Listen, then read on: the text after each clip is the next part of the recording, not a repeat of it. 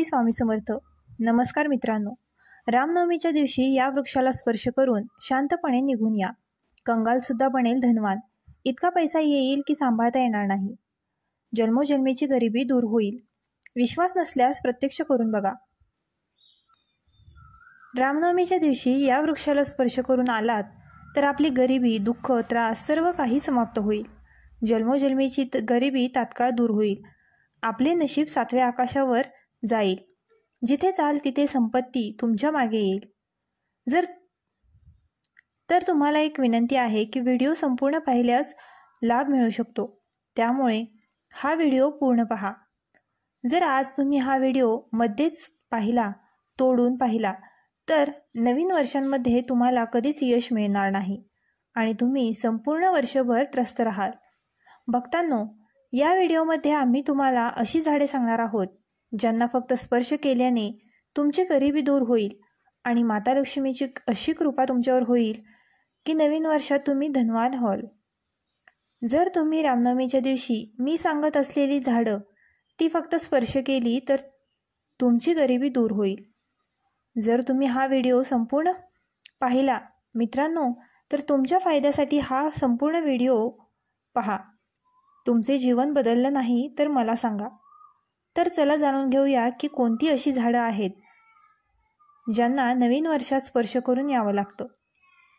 पण त्याआधी जर तुम्ही या चॅनलवर नवीन असाल तर चॅनल सबस्क्राईब करून व्हिडिओला एक लाईक नक्की करा. मित्रांनो, हिंदू संस्कृतीमध्ये अनेक प्रकारच्या पौराणिक मान्यतांना महत्त्व दिले गेले आहे. अनेक अशा झाडाझुडपांना देववृक्ष म्हटलं गेलं आहे आणि ते अत्यंत शुभ मानले गेले आहे. निसर्गात असलेली अनेक अशी झाडझुडपं आहेत जी आपल्या जीवनात चालू असलेल्या अडचणी दूर करतात. विशेष गोष्ट अशी की झाडाझुडपांची केवळ लोक पूजा करत नाहीत तर औषध म्हणूनही त्यांचा वापर करतात. ही अनेक प्रकारच्या आजारांवर उपचार करतात आणि वेद पुराणांमध्ये सुद्धा अनेक प्रकारच्या झाडाझुडपांचा उल्लेख आहे. मित्रांनो, आपल्या हिंदू धर्मात देवी माता राणीचे अनेक स्वरूप सांगितले गेले आहे, ज्यामध्ये वृक्षांना देखील देवीचे स्वरूप म्हटले गेलं आहे. तर आज मी तुम्हाला अशा वृक्षांबद्दल सांगणार आहे ज्यांना रामनवमी या हिंदू नववर्षाच्या दिवशी ज्यांना रामनवमीच्या दिवशी स्पर्श करणं अत्यंत शुभकारक मानलं गेलं आहे. नवीन वर्षात यांना स्पर्श केल्याने शत्रुदोष, कर्जदोष, गरिबी दोष सगळं काही समाप्त होतं. रामनवमीच्या पावन सणात काही असे वृक्ष आहेत जे देववृक्ष म्हटले गेले आहेत. देवी वृक्ष म्हणवले गेले आहे. हे देवीचे स्वरूप असतात, माता कालीचे स्वरूप असतात आणि आपल्या धर्मात झाडाझुडपांना देवी देवता मानून आपण त्यांची पूजा करतो आणि आपल्याला पूजा नक्कीच करायला हवी. सायन्स देखील म्हणतं की झाडे झुडपं माणसांना फुकट प्राणवायू पुरवतात. झाडं झुडपं आपल्याला ऑक्सिजन देतात आणि आपल्याकडील कार्बन डायऑक्साईड ग्रहण करून सर्व प्रकारच्या नकारात्मक गोष्टी त्या स्वतःमध्ये शोषून घेतात आणि आपल्याला तेच प्रदान करतात.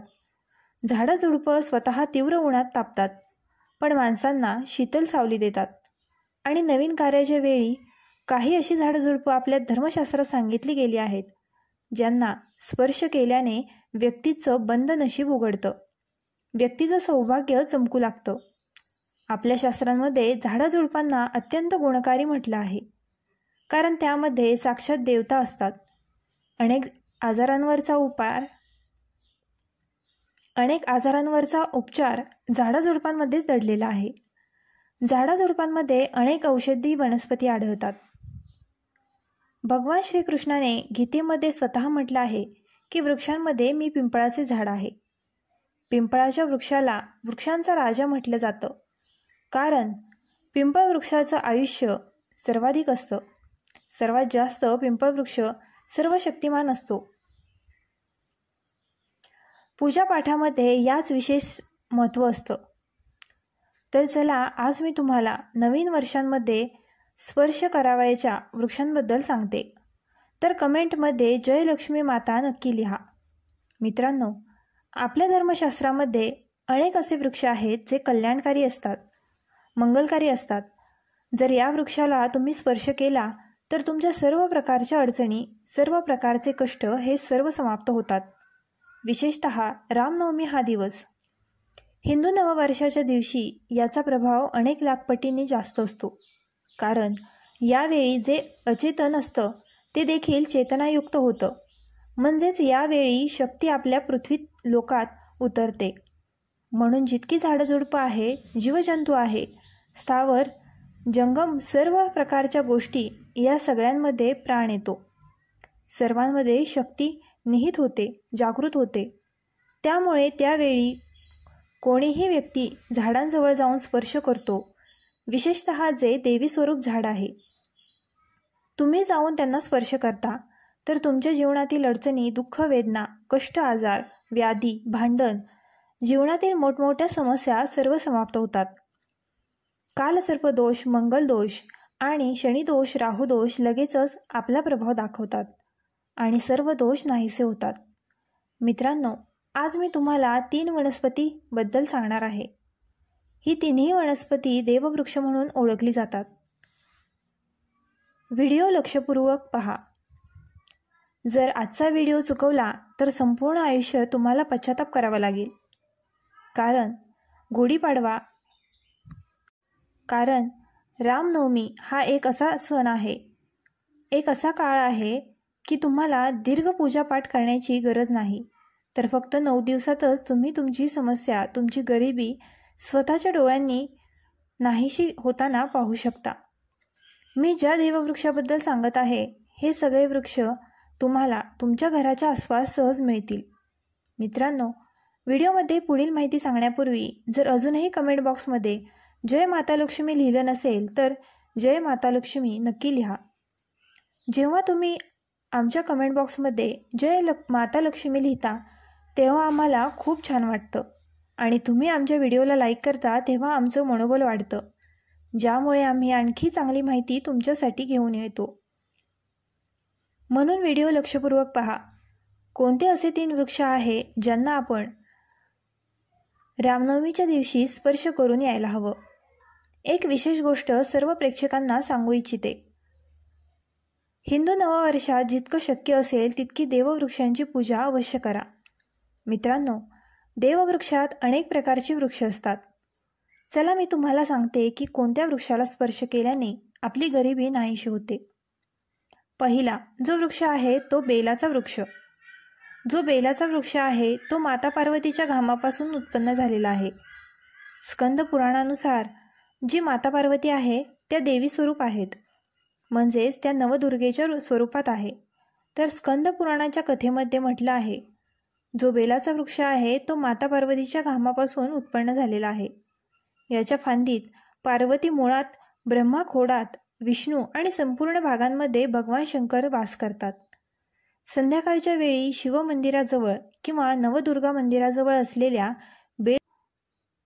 बेलवृक्षाखाली तुपाचा दिवा लावल्याने व्यक्ती धनवान, गुणवान आणि पराक्रमी बनतो. व्यक्तीच्या सर्व प्रकारच्या मनोरथाची पूर्तता होते. मित्रांनो, मी दुसऱ्या वनस्पतीबद्दल सांगणार आहे, ती वनस्पतीसुद्धा जाणून घ्या. मी ज्या दुसऱ्या वनस्पतीबद्दल सांगते आहे ती म्हणजे शमीचं वृक्ष.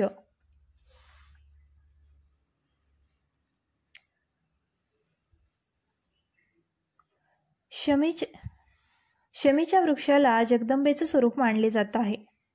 जे शमीचे वृक्ष आहे ते स्वतः जगदंबेचे स्वरूप आहे. यावर स्वतः माता जगदंबा साक्षात वास करत असतात. आणि कोणतीही व्यक्ती जर संध्याकाळच्या वेळी रामनवमीच्या दिवशी याच्या खाली धूप-दीप लावते, दाखवते, तर त्याच्या सर्व प्रकारच्या अडचणी दूर होतात. शमीच्या मुळात सिंदूर घातल्याने व्यक्तीला आरोग्याची प्राप्ती होते. जे लोक दीर्घ काळापासून आजारी आहेत, अशा व्यक्ती, जे घरातील सदस्य आहेत, जे लोक आजारी आहेत, त्यांच्या शरीरावर 7 वेळा सिंदूर फिरवून शमीच्या मुळाशी अर्पण करू शकतात. त्यामुळे त्यांचे रोग लवकर बरे होतील. जे लोक अनेक दिवसांपासून आजारी आहेत किंवा तुम्ही आजारांपासून वाचू इच्छिता, निरोगी राहू इच्छिता, तर त्यांच्या मुळात सिंदूर नक्की टाका. मनोकामना पूर्ती करण्यासाठी मी एक मंत्र सांगत आहे. हा मंत्र बोलताना शमीच्या वृक्षाला स्पर्श करायचा आहे. हा मंत्र बोलताना शमीच्या वृक्षाला स्पर्श करायचा आहे. तुम्ही लगेच नवीन वर्षाच्या वेळी याचा परिणाम पहा. जसं तुमची जी मनोकामना आहे तिची पूर्ती होईल, तुमची जी दरिद्रता आहे ती दरिद्रता समाप्त होईल. तर मंत्र कोणता आहे तर तुम्हाला बोलायचा आहे, मम मनोर्थे पूर्यता मम दरिद्र नाश. हा मंत्र तुम्हाला बोलायचा आहे. हा मंत्र बोलताना शमीच्या वृक्षाला स्पर्श करायचा आहे. सर्व प्रकारच्या तुमच्या मनोर्थाची पूर्ती होईल. तुमची जी दरिद्रता ती दरिद्रता समाप्त होईल. तुम्हाला स्पर्श करताना बोलायचं आहे, मित्रांनो, 3ऱ्या क्रमांकावर ज्या वृक्षाबद्दल मी सांगत आहे, मित्रांनो, या वृक्षाला देववृक्षसुद्धा म्हणतात. तो 3रा वृक्ष आहे तो म्हणजे पारिजात वृक्ष. पारिजात वृक्ष समुद्र मंथनातून उत्पन्न झाला होता आणि तो देवराज इंद्राच्या नंदनवनात स्थापित करण्यात आला होता. पारिजात वृक्ष भगवान श्रीकृष्णांनी मानव कल्याणासाठी पृथ्वी लोकांवर आणला होता.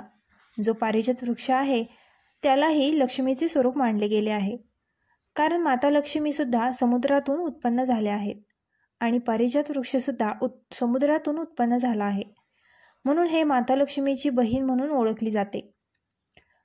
तर असं मानलं जातं की कोणीही मनुष्य त्याच्या शरीरात कितीही थकवा असो, कितीही वेदना असो, व्रताच्या काळात जर तुमच्या शरीरात थकवा आहे, वेदना आहे, तर पारिजात वृक्षाला संध्याकाळी स्पर्श करून नक्की या. तुम्हाला होम असेल तर रामनवमीच्या दिवशी कोणत्याही वेळी जेव्हा तुम्हाला वेळ मिळेल त्यावेळी जाऊन या वृक्षाला स्पर्श करू शकता. या वृक्षाला स्पर्श करताच लगेचच शरीरातील वेदना, थकवा, सुस्ती, अशक्तपणा हे सर्व नाहीसे होतात.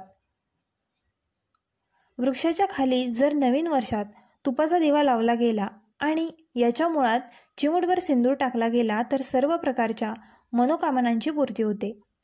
पण तुम्ही प्रार्थना नक्की करा की हे पारिजात वृक्ष, आपण देवी स्वरूप मनवले जात आहात. आपण आमच्या सर्व प्रकारच्या अडचणी दूर करा. गृहदोष आहे, पितृदोष आहे, लक्ष्मी दोष आहे, हे सर्व आपण समाप्त करा. लक्ष्मी, मी स्वतः तुमची बहीण आहे. माता लक्ष्मी आमच्या जीवनात प्रवेश करोत. अशा प्रकारे आपण आम्हाला आशीर्वाद द्या. अशा प्रकारे तुम्ही त्यांच्याशी मनोकामना बोलू शकता. हे लक्ष्मीची बहीण म्हणवले गेले आहे, कारण समुद्र मंथनातून हे उत्पन्न झाले आहे. जर तुम्हीही लवकरच धनवान व्हायचे स्वप्न पाहत असाल, तुमच्या जीवनात काही इच्छा आहे, काही इच्छा अपूर्ण राहिली आहे, तर तुम्ही 3 वृक्षांविषयी सांगितले आहे. हे 3 वृक्ष नवीन वर्षात तुम्ही स्पर्श करू शकता. आणि जर एखाद्या व्यक्तीने ही 3ही वृक्ष स्पर्श केली, लक्षपूर्वक ऐका, जर 3ही वृक्ष स्पर्श केली तर अशा व्यक्तीचे कार्य होईल, अशा व्यक्तीची मनोकामना पूर्ण होईल आणि जगातील कोणतीही शक्ती त्याला थांबवू शकणार नाही. मनोकामना पूर्ती करण्यासाठी, कार्यात प्रगती मिळवण्यासाठी, आपले नशीब उजळवण्यासाठी, झोपलेले भाग्य जागवण्यासाठी रामनवमीच्या दिवशी हा उपाय नक्की करा. व्हिडिओ आवडला असल्यास आपल्या ग्लो मराठी चॅनलला लाईक, शेअर आणि सबस्क्राईब करायला विसरू नका.